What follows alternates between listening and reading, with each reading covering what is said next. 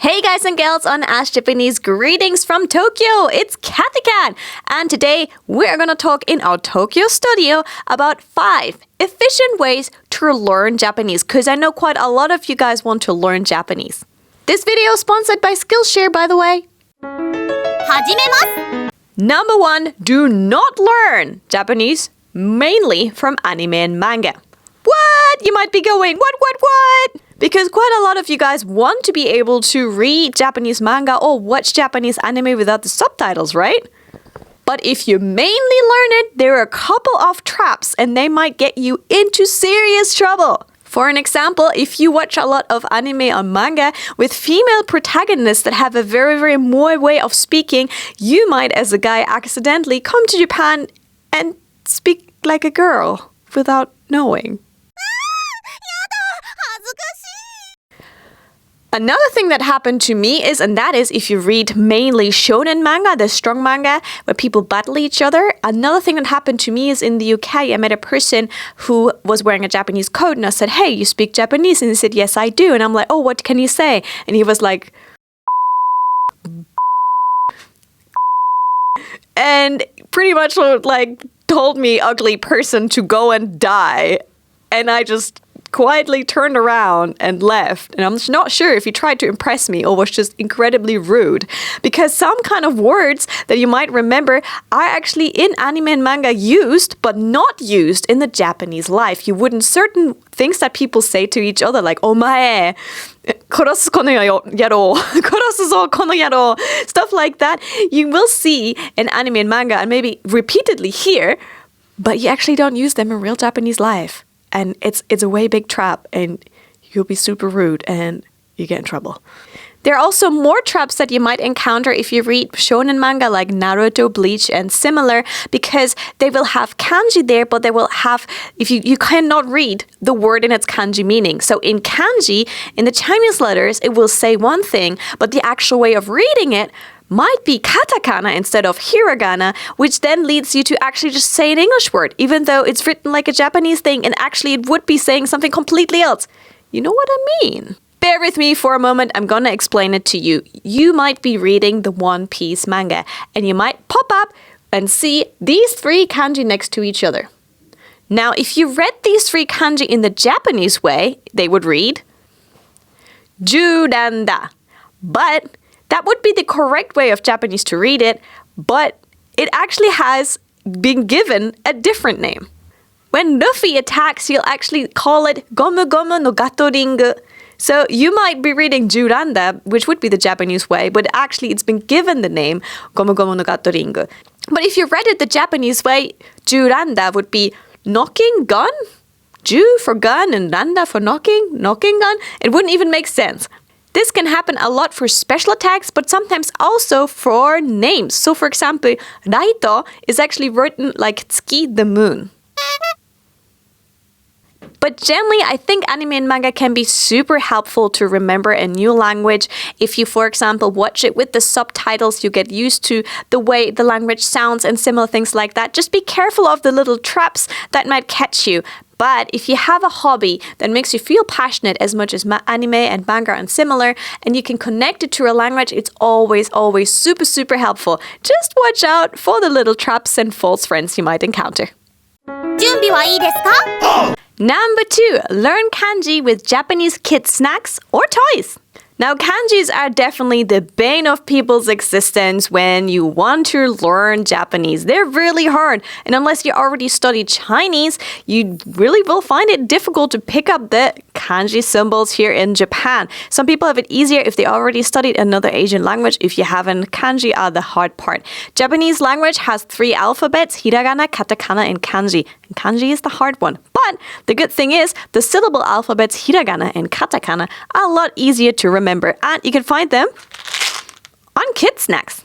If you like Super Sentai, you might already know Kamen Rider, and this Kamen Rider chocolate snack here, you can actually look at and find kanji, hiragana, and katakana, and everything is pretty easy to read for kids. The word for kamen is first written in kanji, but over it you'll see soft hiragana there to help you guide the way of how to read that kanji. And on the back of it, you can see some commercials, some descriptions, and other things. So for example, 特別な音声が鳴る. There's a special sound. And that kind of stuff is again written over in hiragana so kids can read it too. And kids see on the back of this snack that is a toy that also makes sounds, and then they can remember how to say it, go over to the parents and go, Mommy, Daddy, buy this for me. I need this in my life. Over here we have the fuzen no mi gamu. And this one, the good thing is you can see hiragana, katakana, and kanji just in the title. Fuzen is written in hiragana, mi is in kanji, and gamu is katakana. If you flip this over, here are some descriptions. For example, yoki no akekata. So it will again have hiragana over the kanji, so even kids can read it. And it explains how to open it. Now, difficult words like the ingredients of this are not written in hiragana, but all the instructions to just keep kids safe so they don't hurt themselves or, open it in the wrong way, cut themselves.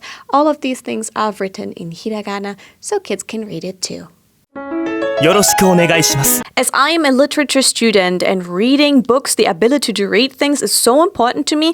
I find it incredibly frustrating that in Japan, you cannot read most science or most things in one go. You cannot go and read a newspaper unless you've really studied it intensively. So the stages when you just started reading, it really helps to go down, size down, go back to the kids section, to the kids' books, the kids' magazines, or the kids' toys, and see what you can decipher on them. It just takes the pain away from not being able to read a newspaper, and you can literally see over every kanji that you find on toys, origami, and similar, you can find hiragana to help you guide the way to understand what's being talked about. Maybe even before you learn that kanji. Once you learn that kanji, you'll be like, I know you, I remember you, and you can use it. But here, while you're still in the process of learning the kanjis, and that's gonna take some time, guys. You're not gonna learn all the kanjis that are used in a year. It is gonna take some time.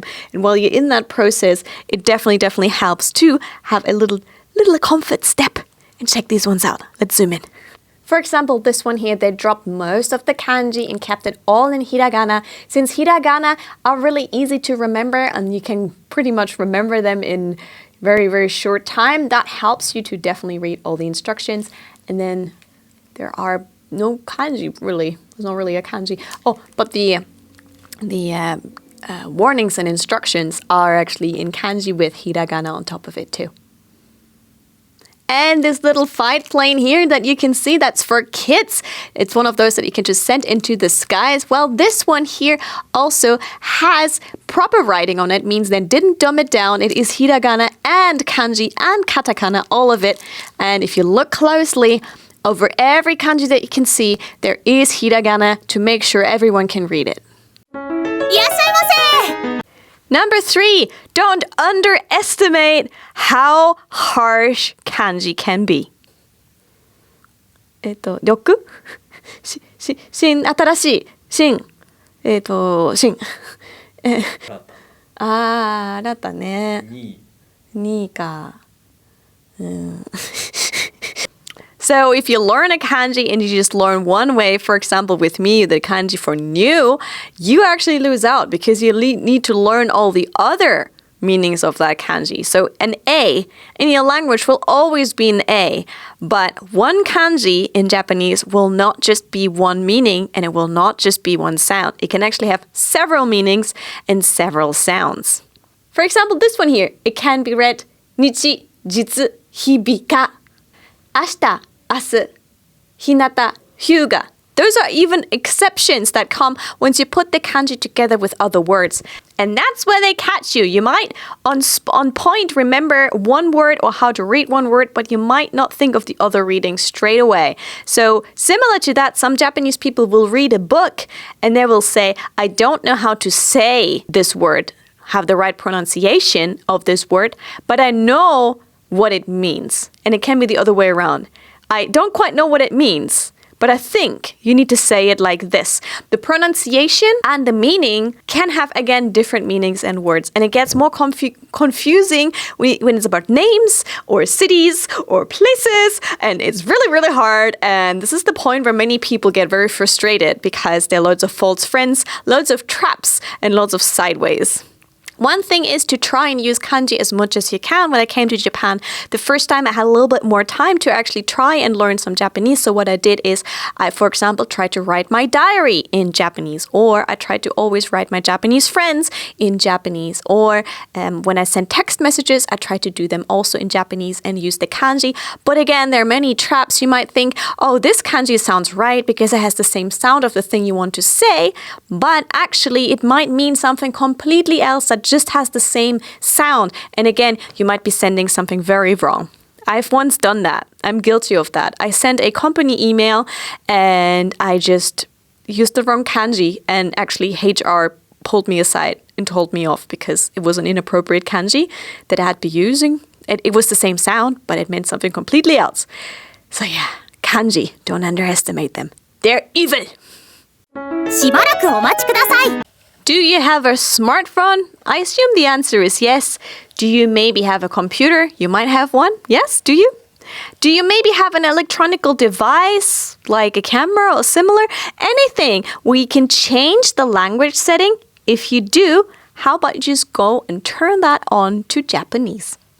I remember when I came to Japan the first time and I got myself a laptop, it was completely in Japanese. Sometimes I got totally lost, but it also helped me and forced me to kind of learn and remember certain kanji so I could get my way around that system. So that might be one thing. Also, some people I know who came to Japan tried to set their smartphone to the Japanese settings just so they get forced to see the kanji more, use the kanji more, and then start remembering them. Because let's be honest, if you never had the chance to study in a Japanese course or class or go to a Japanese school, it's going to be very, very hard to have the discipline to teach yourself kanji. For example, the popular game Ghost of Tsushima is one of a game that loads of people were playing, but you can do it first, play it maybe the first round in English, and then the second round, how about you play it in Japanese, or just play it in with Japanese subtitles, or try and find your way around it. There are ways where you can do that. Grab your very favorite game, see if you can change the language setting to Japanese. Animal Crossing is really good for that one because there's not as many kanji, and this is great for language learners. Just switch the thing you love over. You kind of already know the meaning, and you can't get lost as easily because you have the reference of the things that you used to see and the story that you already played. And sometimes when the director is trying to explain me things on my camera or his camera, he will switch the menu back to English as well so we can communicate better. And again, it helps him with his English. NEXT Number 5, take classes online. It's always good to look up online if you can find your own teacher, your own sensei to help you through the struggles and pitfalls of learning Japanese, right? So Skillshare, for example, they contacted us and say, hey, check out what we have. And they're like an online learning community for like creators and curious people and people that just want to learn more. And right now, let's be honest, a lot of us, we have a lot of time at home, and that's a great time to develop some extra skills. Now, I looked on my phone what they had, and they had like thousands and thousands of classes. The main they're doing is like illustration, design, photography, video skills as well, which is good in case you want to maybe start your own YouTube thing. But they also have language classes. They also have Japanese language classes, and they have food. So in case you want to learn how to cook Japanese food, that's, for example, one thing that they do there too. Now, I looked at a couple of the classes that they had there. What I did like is that they're fairly short, and they kind of, it's split up into video lessons, class projects, and they're like short, around like 60 minutes and stuff. So it's not too long, too much of an investment, and you can just see in if you like that teacher, if you like the way that teacher is teaching, and then see if you want to follow and continue. So if you want to learn Japanese language or culture or food, that might be a thing for you. I personally saw one that was called 5 Exercises to Unlock Your Creative Identity. It was by someone called Andy J. Pizza. And if someone who is called Pizza is talking about creativity, I want to know what it is. And they gave us a link for you guys. So the first couple of people who will click on the link will actually get a little taster, like a trial of premium for a short time. So you can actually try it out, see what's there, see if you like it, and then decide whether you would like to stay with them or if they have a course that you actually really want to learn. I must say, when I looked at the app, I was surprised just how many different types of courses there were. And some of them you can like watch the introduction and similar beforehand and see they line out what they want to do. They line out how they're going to teach you and what you can expect. And I found that very helpful. So you don't invest too much time. You can see, is this the course I want? Is this the teacher I feel good with? And then decide whether you want to continue watching the videos. It's always good to find someone who's a little bit more qualified than you are, get some extra help and take some classes, especially if you're brand new to learning Japanese. It's always good to have like a senpai, a sensei, someone to look up to that can maybe go and help you with the first steps on the road. So those are 5 ways of learning Japanese, but there are more. So if you're curious, don't forget to subscribe and like this video. Let me know if you have any tips for people who would like to study Japanese. Share them with us. I know quite a lot of you watching would like to learn Japanese, so share your tips down below. And if you have any troubles in learning Japanese and you would like to know more or get some extra help, write that in the comments too. Maybe we can make a video about that one to help you out too. And don't forget, we've done some Japanese classes where we teach you Japanese slang and some funny Japanese words. They are in a playlist, so be sure to check out our Japanese language playlist for more Japanese fun. I'll catch you soon for more stuff from Tokyo. See you soon, guys. Bye!